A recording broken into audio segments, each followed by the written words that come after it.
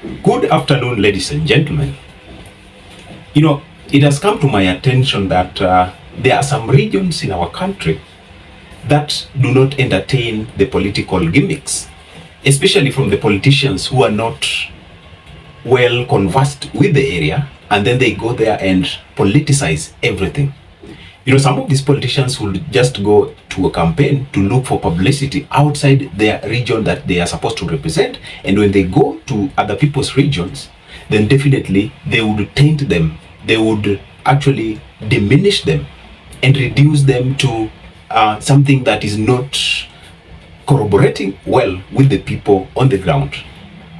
So yesterday, when the DP Ruto's entourage was in Mungere, in Lari Constituency, in Kiambu County, the Kikuyu Mp Kimani Ichung'wah took to the podium, actually took onto the vehicle and started to diminish and actually lessen the authority of the area MP, who is Jonah Mburu. And this actually did not go well with the people. In fact, according to how it happened, Jonah Mburu has been in Azimio la Umoja, and is one of the MPs who has stood firmly with President Uhuru Kenyatta through thick and thin.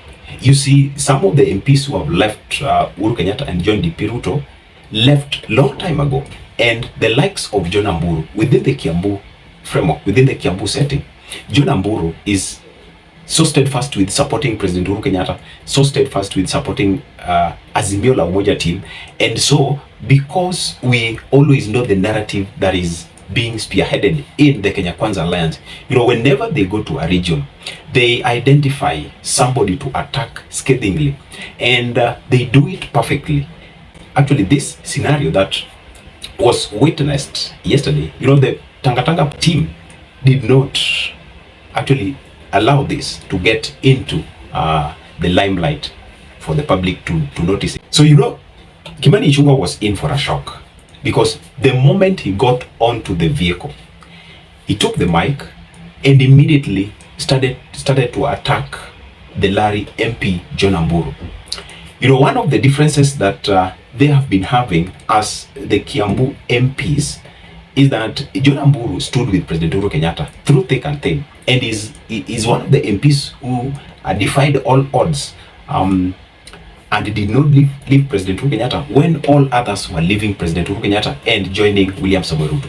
So within that framework, according to the track records of Jonah Mburu in Lari Constituency, he has had a moment of trying to spearhead development agenda to the people, and he has had a lot of engagement with the people, to the extent that the people love him no matter what party he is with. Like, for example, during the time when we had mass defection from Jubilee to UDA's camp, most of the MPs who are from Kiambu County were being rated as highly probable to get their re-election, for those who are to go for their re-election if they jump to Ruto's camp. But you see, for Jonah Mburu, he remained with President Uhuru Kenyatta. He remained steadfastly in the Azimio, and is one of the MPs who have been so steadfastly supporting the move by President Uhuru Kenyatta and the Azimio la Umoja. So this is what Kimani Ichung'wah wanted to attack. There's a difference between going there to attack somebody who is not performing and attacking somebody who is performing. This actually tells you that there's a category of people who do not want to listen to the political gimmicks. They do not want to listen to the political rhetorics and the narratives that you just come here and attack everybody like the way you want. It can never happen. And if you look keenly, if you've been following keenly, William Samoei Ruto has been in this larger Mount Kenya region, in the central region, to campaign, and they organize this campaign in a strategic manner. And right now, because he knows very well, Ruto is a strategic man. Ruto is a tactful man. Let me use the word tact. Ruto is a tactful man because he knows the kind of words he's supposed to use when he is in the president's background.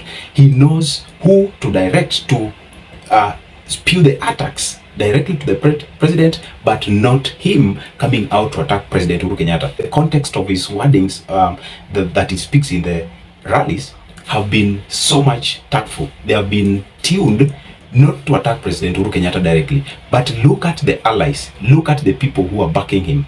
They take the podium, the first thing they look at is President Uhuru Kenyatta's relationship with Raila Odinga, and then they fire attacks at him. They fire so unreasonable words to the president and Raila Odinga. But on the other side, Ruto is so keen on ensuring that he doesn't mess anything in his words and in everything that he says. In fact, he uses words like, you know, President Uhuru Kenyatta is my friend, but let him go to another region and you see him. Totally different man. So politics is a game. It is a game of chess. You have to know the strategic move that you are making, the region that you are in, and the environment you are campaigning in. So Kimani Ichung'wah found it very rough yesterday, and his speech was cut short. He could not be allowed to continue because he was attacking the wrong person at the right place. When he was in Lari Constituency, these fans who are coming to cheer the DP's entourage are people who have decided that we know what we are going to have in our decision criteria when it comes to 9th August. We know who we are going to vote. So this actually leads me to questioning, are all these crowds that are attending William Ruto's camp really organically attached to William Samoei Ruto?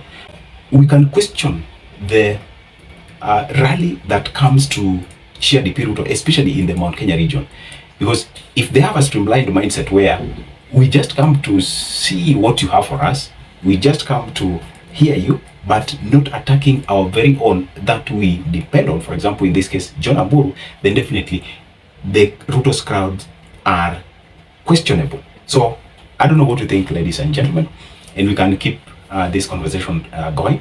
Let's talk, because there's kind of actually a message that the electorate is trying to send to the masses, especially with the fact that people are being enlightened now. If you know your leader is performing, there's no need of having political gimmicks on him. Let somebody else come and campaign, but not attacking a leader who is performing. So in other words, people have gone ahead to differentiate and to have a distinct understanding on a leader who is performing and a distinct understanding of a leader who is not performing. And then they have now realized the manner in which politicians can be playing gimmicks on these leaders that they have distinctively identified. And this is why they will heckle anybody who messes with a leader who is performing. So the narrative is changing and the mountain is kind of becoming slippery for William Samoei Ruto. What do you think? Let's meet in the next video. Thank you so much. Have a great time.